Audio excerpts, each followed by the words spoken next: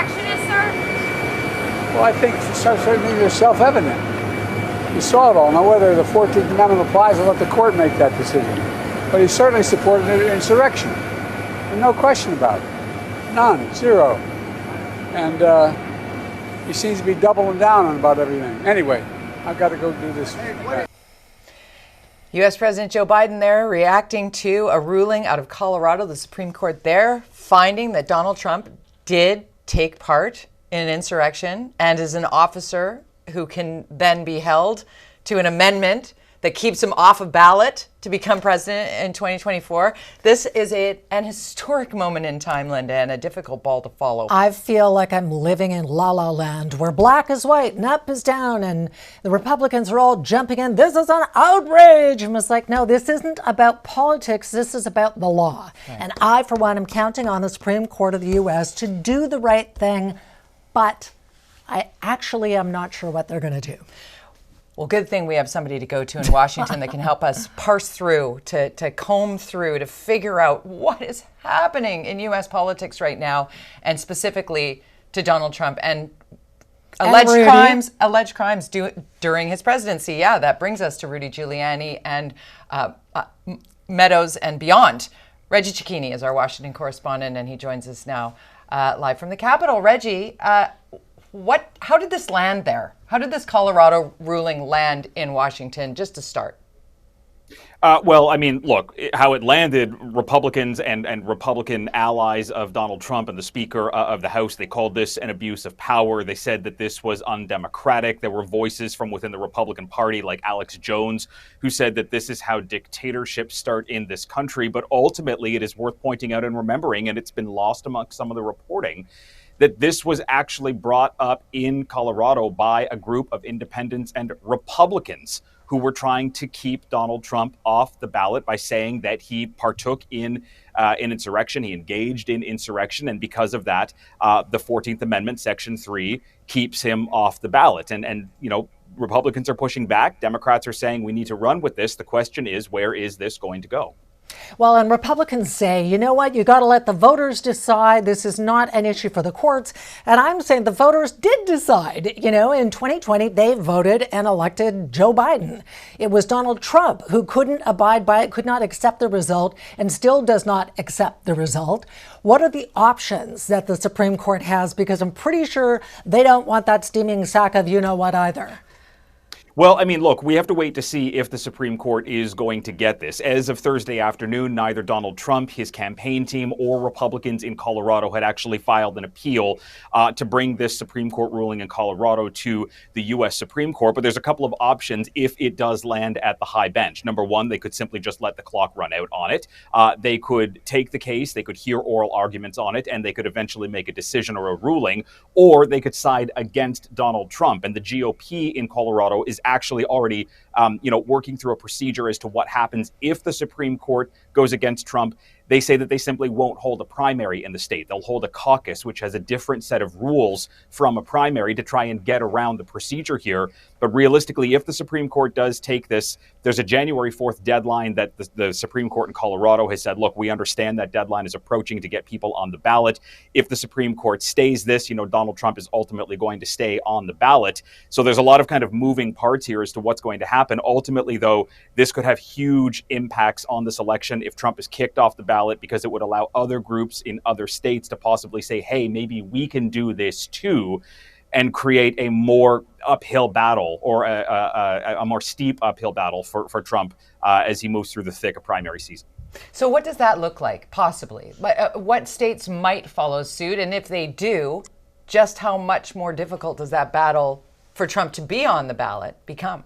Yeah, I mean, firstly, in Colorado, it's not really a big deal. If Trump is off the ballot, he's likely not going to win it. It leans Democratic. Joe Biden won it handily, and it doesn't really have a lot of electoral votes. And it's also worth pointing out here that this already failed in Minnesota and Michigan and in Florida for a variety of different reasons. But we've already heard out of California that could be a state, again, one Trump isn't going to likely win, given that it leans so heavily to the left. But, there's groups coming forward to say, hey, maybe we can use this Colorado ruling to keep him off the ballot. But think further, think beyond California, think a state like Georgia or Pennsylvania. We don't know what groups are going to do in those states. We don't know how the courts would react in those states, but they are crucial to Donald Trump making his way towards a victory in 2024 because they are, they swing in either direction. They carry a significant number of electoral votes. So what happened in California is important. If the Supreme Court gets it, the decision will be historic, but also unwanted because the high court in the U.S. doesn't like to get involved in elections because, as Republicans have said, it belongs in the hands of the people. And the Supreme Court didn't like having to jump in a quarter century ago during Bush v. Gore because, again, they did it with reluctance, but said that this is something that the courts really should stay out of. And either way, if Trump actually gets to trial and is acquitted or convicted, either way, I think voters, Americans have a right to hear the evidence, make up their own minds. What are the odds of the January 6th trial, which is supposed to go in March, actually going forward? Well, I mean, look, Donald Trump on Wednesday actually put a note out there to the Supreme Court saying, please don't get involved in any of these immunity cases that are linked to the January 6th case, saying that the appeals court in the District of Columbia should be the one to ultimately make that decision first. Jack Smith, special counsel on Thursday, went to the Supreme Court and said, no, please get involved. We need to understand if Donald Trump can be charged, given the fact that he was the president at the time when this took place. So, I mean, it's still an open question here. The trial could potentially begin in March. Who knows when it will wrap up? But if it happens to be delayed, it works in Trump's favor because it buys him more time. Does it buy him time to November? It's possible. Does he get into office and possibly try to shut everything down? That's also possible. There's a lot of moving pieces in the legal world surrounding Donald Trump, and we just simply don't know how any of it's going to go. It's wild watching from afar. And as you said, delay, delay, delay. He loves to delay because it works in his favor and rallies the base. Talk a little bit about the breaking news over the last 24 hours with regard to Rudy Giuliani. So look, Rudy Giuliani kind of found himself in a position after taking the former president's side by saying that there was election fraud in a variety of different ways, including going after election workers in Georgia. He was sued by those election workers. He lost. He owes $145, $146, $148 million. In the last 24 hours, he has come out to say that he simply doesn't have the money. And on Thursday, he declared bankruptcy or went through the process to declare bankruptcy in New York, saying that his credit, he owes roughly, $150 billion. He only has $1 to $10 million in assets. The question here is, what is that going to do? Because the laws say if you've done something wrong and you owe people money, bankruptcy is not going to be the way out. You still owe that money. So how Rudy Giuliani comes up with that money is going to be an open question here, but he owes a lot of it. Very quickly, do you think those Georgia election workers who he defamed are ever going to see any significant amount? Well, I mean, look, the courts ruled in their favor just recently, in the last few hours, actually, that they could go after the money effective immediately and not have to wait some kind of protracted period before they're able to start collecting it from Rudy Giuliani. So there's a real risk here that money could be falling into their hands sooner rather than later. They have the courts and now they have the laws on their side. Love it. Reggie, as always, thank you for making time for us. We really appreciate you. Thank you.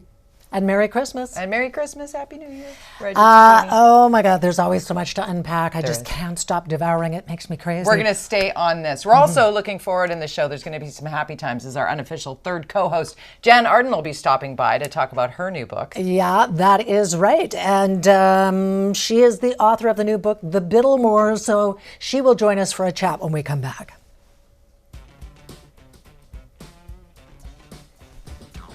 Time for our viewing party, of course. It starts with Laura and Gizmo in Pitt Meadows. Hello there. Linda in New Westminster. And Marilyn in Vancouver. Nice Santa hat there. Phyllis in Vancouver. Up for grabs, a Romer's Steamship gift certificate. Yes, viewing party at checkmedia.ca. Get in on it. Take a picture right now.